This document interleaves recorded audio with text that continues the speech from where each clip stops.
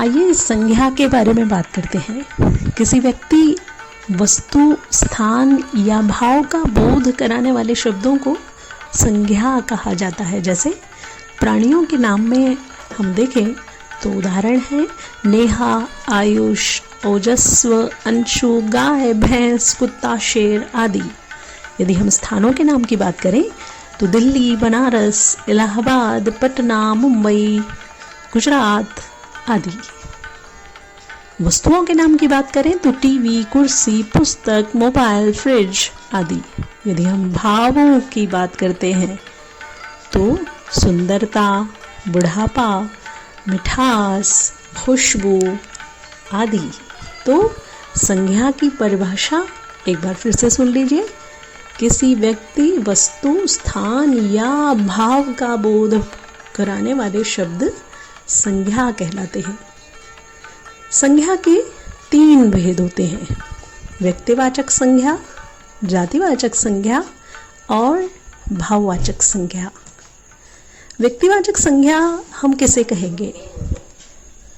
जो संज्ञा शब्द किसी विशेष व्यक्ति, वस्तु, स्थान या प्राणी का बोध कराते हैं उसे व्यक्तिवाचक संज्ञा कहते हैं।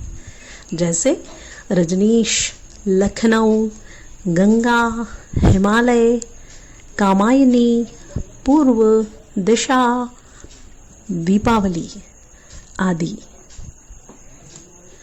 अब जातिवाचक संज्ञा किसे कहते हैं? तो जो संज्ञा शब्द अपनी संपूर्ण जाति का बोध कराते हैं उन्हें हम जातिवाचक संज्ञा कहते हैं। जैसे किसान, मजदूर, लेखक, मोर, गाय, नदी, पुस्तक, सैनिक, विद्यालय, देश, सड़क, बगीचा और भी अनेकों शब्द। ये सभी शब्द किसी विशेष व्यक्ति, वस्तु, प्राणी या स्थान की ओर संकेत नहीं करते, अपितु वे अपनी संपूर्ण जाति के लिए प्रयोग किए जाते हैं। और अब देखें तीसरा प्रकार, भाववाचक संज्ञा।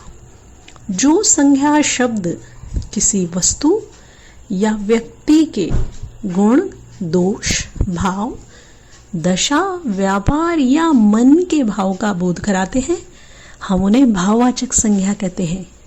उदाहरण देखें तो मानवता, मित्रता, प्यास, दया, अहिंसा, बुढ़ापा, सर्दी, सुख दुख, बचपन, ये सभी भाववाचक संज्ञा के उदाहरण हैं। इनका कोई मूर्त रूप या आकार नहीं होता, इन्हें केवल अनुभव किया जा सकता है। ये सभी भाववाचक संज्ञाएं हैं। संज्ञा के और भी 2 भेद माने जाते हैं।